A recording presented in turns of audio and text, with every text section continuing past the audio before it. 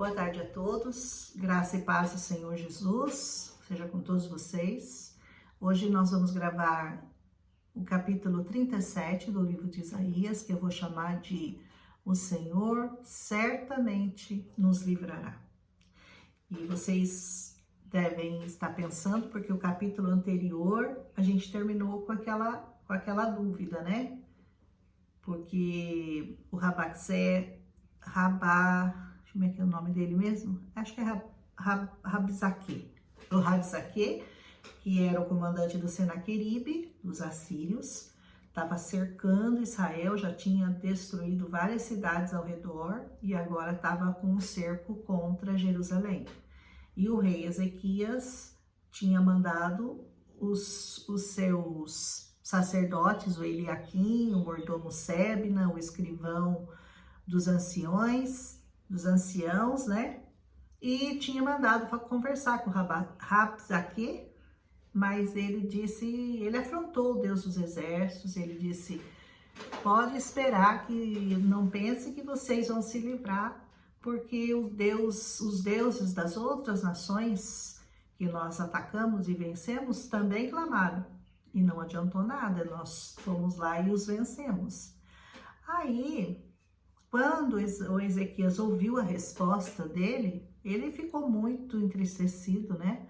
E diz a palavra que começa o versículo assim: aconteceu que ouvindo isso, ou seja, ouvindo aquilo que eles trouxeram, dizendo que o que Rabzaque tinha falado, que não pensa que eles iam se livrar porque eles não iam, que o Deus deles não ia poder fazer nada, e tudo que a gente ouviu no capítulo anterior, quando ele ouviu isso, ele rasgou as suas vestes, cobriu-se de saco e foi fazer o quê? Foi buscar ajuda do Egito? Não, dessa vez não. Dessa vez ele entrou na casa do Senhor. E aí o Eliaquim enviou o mordomo, o escrivão, os anciãos dos sacerdotes, todos se cobriram de saco e foram procurar o profeta Isaías. Esse nosso lindo aqui, ó. Foi procurar o profeta Isaías, filho de Amós. E disseram a ele: olha, assim diz Ezequias, o rei, né? Diz a Isaías: esse é um dia de angústia e de vitupério e de blasfêmia, porque chegados são os filhos ao parto e força não há para dá-los à luz. Ou seja, as mulheres estavam tão enfraquecidas que nem conseguiam dar à luz aos seus filhos, porque o dia era de tamanho aperto e tristeza que nem isso elas estavam conseguindo. Então você imagina o tamanho da aflição pela qual eles estavam passando. E aí ele continua dizendo, né? Porventura o Senhor teu Deus terá ouvido as palavras de Rabzaque, a quem o rei da Síria, o seu senhor, enviou para afrontar o Deus vivo e para vituperá-lo com as palavras que o Senhor teu Deus tem ouvido. Faze oração pelo remanescente que ficou. Olha o pedido dele, né? Será que o Senhor não ouviu as palavras do Rabzaque? Não viu como ele afrontou os servos do Deus vivo? E os servos foram ter com Isaías, e Isaías disse, olha a resposta de Isaías: assim direis a vosso Senhor, assim diz o Senhor, não temas à vista das palavras que você ouviu, com as quais os servos do rei assírio me blasfemaram. Ou seja, o Senhor está dizendo, não foi a vocês que eles afrontou, ele afrontou a mim. Olha só: eis que eu porei nele um espírito, e ele ouvirá um rumor e voltará para sua terra, e falo-ei cair morto a espada na sua própria terra. Olha a resposta de Deus, ele falou assim: ele vai ouvir um rumor e ele vai voltar para a terra dele, e lá ele vai ser morto. Ele diz assim: Rabzaque voltou, pois, e achou ao rei da Síria pelejando contra a Líbia, que na época chamava Líbina, porque ele ouvira que já havia se retirado de Laques. Então, o que ele ouviu? Ele ouviu um rumor, ele ouviu falar: olha, o rei da Síria está pelejando contra a Líbina. E ele ouviu dizer também que o Tiraca, o rei da Etiópia, tinha saído para lhe fazer guerra. E assim que ele ouviu isso, ele enviou mensageiros a Ezequias dizendo: assim você vai falar para Ezequias, o rei de Judá, disse: não te engane o teu Deus, em quem você confia, dizendo: Jerusalém não será entregue nas mãos do rei da Síria. Ou seja, não acredite no que o seu Deus está te falando. Eu tô dizendo que vai acontecer, que vai ser atacado. Eis que já tens ouvido o que fizeram os reis da Síria a todas as terras, destruindo-as totalmente, e você acha que você vai escapar? Olha que afronta, né? Você já ouviu. Não acredita no seu Deus, acredita no que eu tô falando. Nós já destruímos todas as cidades ao redor. Não pensa que você vai escapar. Porventura, os deuses das outras nações lá os livraram? E meus pais destruíram? Gozã, e Arã, e Rezete, os filhos de Éden, que estavam em Telassar? E disse: onde está o rei de Amate, o rei de Arpade, o rei da cidade de Serfavaim, Ena e Iva? Ou seja, ele já tinha destruído todos. E ele diz: eles não escaparam. Por que você acha que você vai escapar? Recebendo, pois, Ezequias as cartas das mãos dos mensageiros, e ele leu, subiu à casa do Senhor. Olha o que ele fez. E Ezequias se estendeu aquela carta diante de Deus. Como quem diz assim: olha aqui, Deus, o que estão falando do Senhor. Olha aqui a resposta dele. O que o Senhor vai fazer com relação a isso? E orou Ezequias ao Senhor, dizendo: o Senhor dos exércitos, o Deus de Israel, que habita entre os querubins, tu mesmo, só tu és Deus de todos os reinos da terra, porque tu fizestes os reinos e a terra. Inclina, pois, ó Senhor, o teu ouvido e ouve. Abre, Senhor, os teus olhos e vê, e ouve todas as palavras do Senaqueribe, as quais ele enviou para afrontar a ti, ao Deus vivo. Olha que estratégia boa, né? Eu vou chegar para Deus e falar: olha aqui o que estão falando, olha a carta aqui que ele escreveu, ele está te afrontando, Senhor. Olha o que ele está falando de ti. Verdade é, Senhor, que os reis da Síria assolaram realmente todas as nações e as suas terras, lançaram fogo nos seus deuses, porque não eram deuses, eram obra das mãos de homem, eram de madeira e de pedra, por isso os destruíram. Mas não vai acontecer a mesma coisa, né? Porque o Senhor é um Deus vivo. Agora, pois, ó Senhor, nosso Deus, livra-nos das suas mãos, e assim saberão todos os reinos da terra que só tu és Senhor. Aleluia, né?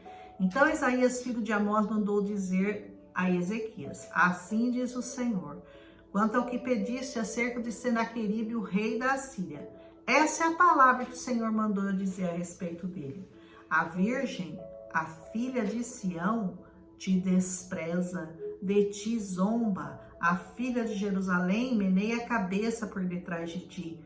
A quem afrontaste e blasfemaste? E contra quem alçaste a tua voz e ergueste os teus olhos ao alto?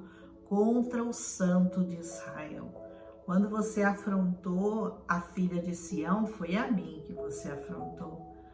Por meio dos teus servos, afrontaste ao Senhor e disseste: com a multidão dos meus carros eu subi ao cume dos montes, aos últimos recessos do Líbano, cortarei os seus altos cedros, as suas faias, entrarei na altura do seu cume, ao bosque do seu campo fértil. Eu cavei e bebi as águas, e com as plantas dos meus pés eu sequei os rios dos lugares sitiados. Porventura não ouviste? Já há muito tempo eu fiz isso, e já desde os dias antigos eu tinha formado. Agora, porém, o fiz vir, para que tu fosses o que destruísse as cidades fortificadas e as reduzistes a montões de ruínas. Foi o Senhor que permitiu, foi o Senhor que deixou ele fazer tudo aquilo.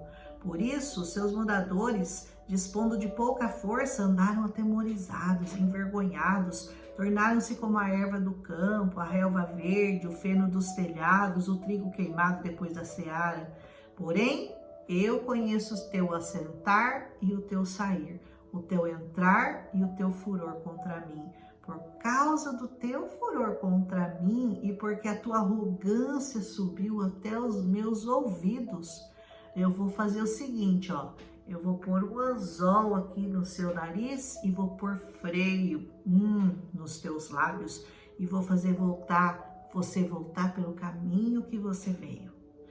Isso é o que Deus prepara para os teus inimigos. Eles vão ter que voltar com um anzol aqui no nariz, um freio na boca, e vai voltar por onde ele veio. Aqueles que afrontam o Deus a quem você serve, ao Deus vivo. É isso que acontece.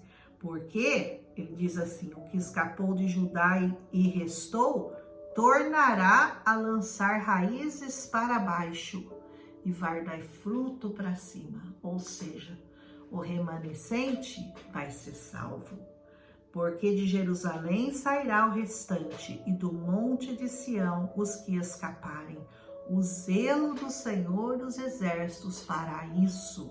Portanto, assim diz o Senhor acerca do rei da Assíria: não entrará nessa cidade, não lançará flecha alguma contra ela, tampouco virá perante ela com escudo, ou levantará trincheira contra ela. Ou seja, não vai acontecer nada. Antes dele pensar em fazer isso, eu vou acabar com ele, porque eu vou amparar essa cidade. Olha o Senhor falando: para livrá-la por amor de mim e por amor do meu servo Davi. Deus faz as coisas, gente, por amor dele mesmo e por causa do nome dele, por causa do servo dele, porque eu ampararei essa cidade para livrá-la. Então, olha o que aconteceu. E aí, como é que eles lutaram? Tiveram que pegar na espada? Tiveram que lutar com o rei da Síria para ele sair fora? Não. Saiu um anjo do Senhor e feriu o arraial dos assírios e matou 185.000 deles. Quando eles levantaram pela manhã, só tinha cadáver naquele acampamento. Aí Senaqueribe, o rei da Síria, se retirou. Voltou e habitou em Nínive. Mas quando ele chegou lá em Nínive, o que Deus tinha falado? Que ele ia morrer, né? Que ele ia morrer pelas mãos do povo dele mesmo. Sucedeu que, estando ele prostrado na casa de Nisroque, seu Deus, Adrameleque e Sarezer, seus próprios filhos, feriram ele a espada e escaparam para a terra de Ararate, e Esar-Adom, seu filho, reinou em seu lugar. Olha o que aconteceu, né? Tudo que Deus falou, ele mesmo cumpriu. Ninguém precisou lutar. Tudo que eles fizeram foi entrar em adoração, foi entrar na presença do Senhor. O que você tem feito? Como é que você tem agido? A hora que você se sente cercado de exércitos. Você tem estado cercado de exércitos? Olha a receita aqui. É o Senhor que vai lutar a sua guerra. É o Senhor que vai vencer as suas batalhas. Amém? Eu não quero me estender muito, eu acho que eu já falei demais. Um abraço em Cristo Jesus. Esse foi um capítulo de vitória. Esse foi bênção na nossa vida. Aleluia! Como o Senhor é uma bênção na sua e Ele sempre estará pronto para lutar as suas batalhas. Basta que você confie só nele. Exclusividade. Amém? Um abraço.